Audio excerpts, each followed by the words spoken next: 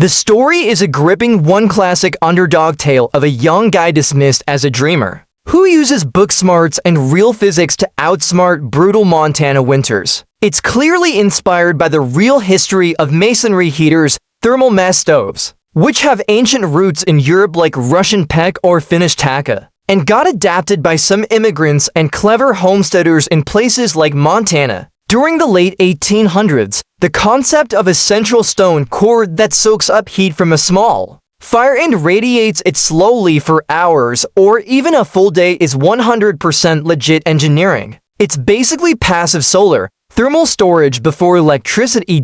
From what I see, this exact Thomas Brennan in Bitterroot Valley, 1891 to 1892 story pops up a lot in YouTube videos, Facebook posts, and survival History Channel's titles, like How the Rancher's Son's Crazy Idea Heated His Cabin 32 degrees more, or The Fireplace That Beat 30 to Below. It feels like modern storytelling content, probably fictionalized or heavily dramatized around real thermal mass principles, because I couldn't find any primary historical records of a Thomas Brennan doing exactly this in Bitterroot Valley around then. Similar tales exist about other homesteaders. Norwegians, Russians, Germans bringing old-world masonry heater ideas to the American West. And some permaculture, rocket mass heater forums mention early Montana examples from the 1870s-1890s that saved wood and lives. The core idea is solid, though standard fireplaces dump most heat up the chimney, while a big thermal mass thick stone or soapstone with a properly designed flue path stores it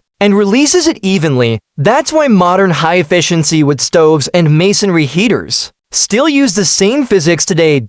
Overall, it's an inspiring yarn humility, questioning tradition, physics winning over habit. If it's for a video narration or something, it works great as motivational frontier history with a moral at the end. Ab American accent Wally script Chahai, Yahan original script co-base Bannock. Bilkul same content or length rag. Natural American English mean rewrite car dia high casual. Storytelling style Joe YouTube. History channels mean common hoder. Hi, though a dramatic leak in authentic Fielksoth, no big changes, just accent-friendly wording. Flow or pronunciation clay easy American phrasing. Bitterroot Valley, Montana, November 1891. The first snow had already wiped out to homesteads. That season, smoke curled up from chimneys that couldn't hold back the cold anymore. Inside most cabins, families huddled close to dying fires, tossing pine logs on day and night, still watching their breath fog up near the walls. Winter hit early, and everybody knew the worst was still coming. At the eastern edge of the valley, something strange was going down. In a little cabin still half-built, warmth was about to challenge everything the valley thought they knew about fire and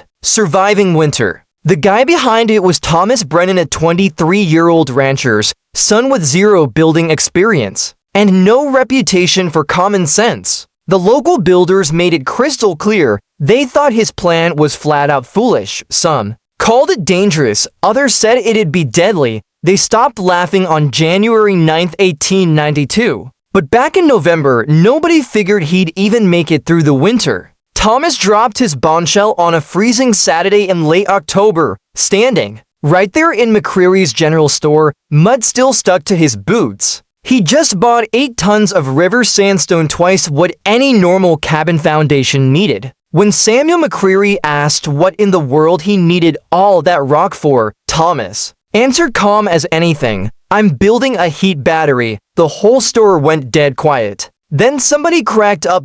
Thomas knew that laugh. He'd heard it his whole life. Youngest of 5 boys, the quiet one who spent winters buried in engineering journals his mom ordered from back east instead of learning the hard skills every Montana man was supposed to have. His dad had passed the spring before, leaving him a little inheritance and a name already tagged dreamer. Jacob Wheeler, the valley's top builder, set his coffee down and sized Thomas up like a guy watching a kid step onto thin ice. Wheeler had built 17 cabins in Bitterroot and outlasted more winters than Thomas had years on him. Thomas laid it out plain: fireplace, dead center of the cabin, round it, a thick stone core to soak up heat and give it back slow. Long after the fire died down, Wheeler shook his head. Fireplaces go on outside walls, that's how smoke gets out. Right, stick it in the middle. You'll choke on smoke, all that stone'll just steal your heat instead of giving it. Thomas pulled out a rough sketch from his coat. Quiet but steady, he walked through angled flues. Thick stone walls, controlled burn, Wheeler barely glanced at. The paper said the rock would waste space and wood, said Thomas, would freeze before Christmas. The others piled on. Martin Kohler, whose family had built solid cabins for generations, said center fireplaces were for castles, not working folks. Somebody asked how much would he plan to burn. Thomas told the truth, half a quart a week. Maybe less. Laughter rolled through the store. Wheeler burned nearly 3 times that. And his place was considered warm around here. Wheeler told him kindly that books don't keep a man alive when the January wind screams down from Canada. Thomas paid for the stone anyway. He had 8 weeks before the real freeze hit. 8 weeks to prove something big had been missed. For generations. Work started early November. Thomas dug the foundation deeper than anybody advised, right in the center. He built a huge stone core that looked more like a tower than a fireplace. The firebox was normal size, but wrapped in thick sandstone on all sides. Over 4,000 pounds of rock hugging that fire. Neighbors swung by all the time, some curious, some straight up mocking. His own brother Daniel warned the chimney wouldn't draft right. The flue twisted through the stone instead of shooting straight up, forcing heat to sneak along long paths before escaping. To most guys, it looked like a maze built to fail. By late November, the stone was up tall, wrapped in log walls. The sleeping loft curved around the upper stone, close enough to soak in the warmth. Thomas lit his first real fire early December. Samuel McCreary came by that day, outside temp already below 20, inside. The warmth hit him like a surprise. Small fire, but the stone felt hot to the touch. Thomas explained. It had been soaking heat for hours. That stored warmth would radiate all night. McCreary didn't get the numbers, but he sure felt warm stone outside, wind picked up inside. The cabin held steady. The real cold slammed in sooner than expected. By December 20th, Arctic air buried the valley. Fires burned nonstop, but cabins stayed cold. Wood piles vanished fast. At McCreary's, men griped and worried. Wheeler figured Thomas would come begging soon. What nobody knew, Thomas had barely touched his fire in days. Once heated, the stone held warmth like it had a mind of its own. A few logs each evening, and he'd wake up to a cabin still comfortable. He kept quiet. He knew the real test was coming. There's cold, and then there's Montana, deadly cold, and it always shows up. The wind gave warning. After Christmas, the cold hit like an army. Snow turned to sharp ice. Trees snapped like gunshots at night. The kind that kills cattle on their feet and splits greenwood clean in half. December 28th. Word spread. Thomas Brennan's cabin was warm. Not just livable warm like no other place around. Men whispered it in McCreary's, trying not to sound dumb. Some said he was lying. Others figured coal or hidden wood Jacob Wheeler wouldn't go see. He sent his teenage son with a message full of pride and warning. Dad says you're lucky it's been mild so far. The real cold will show you what stone does to a man. Thomas thanked the kid. Went back to splitting wood in his shirt sleeves while frost coated everything. His fire from the night before had died out hours earlier. Cabin still held heat. December 31st, temp dropped hard. Dawn brought near zero. 3 days later, the valley faced the coldest air in over a decade. January 9th, 1892, came in dead silence. Wind howled through the bitter root like it was alive. Thomas woke before light. Cabin felt different, not cold, but pressed, like the outside world was shoving in. Lit the lamp.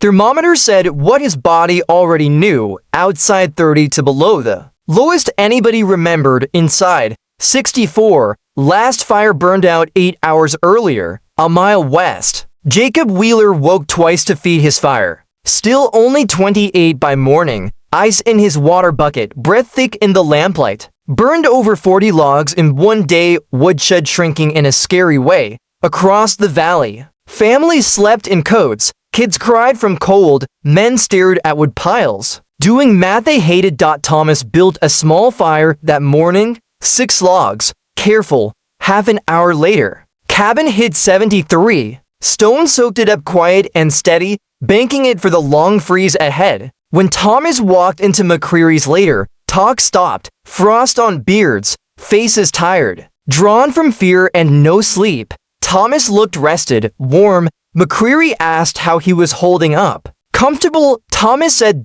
Somebody asked would burn overnight. 13 logs. He answered. 6 more this morning. 1 small fire tonight. Room went still. Wheeler stepped up, face pale from cold and shock. That's impossible. It was 30 to below. My cabin was 64 at dawn. Thomas said. 70 now. Accusations flew. Bad thermometers. Exaggeration. Tricks. Thomas didn't fight. Invited them to come see. By mid-afternoon, 7 men stood in his cabin. Fire out 3 hours. Outside 29 below. Inside thermometer 68. Wheeler touched the stone core, jerked back. Still hot. Not scorching, but powerful, steady, alive with stored heat. Checked far walls. 66. No cold spots. No frozen corners, just even warmth everywhere. How long will it hold? Wheeler asked, voice different now, till midnight without another fire. Thomas said, small one at sunset, stays above 60 till morning. Nobody laughed. The cold didn't break the next day or the next,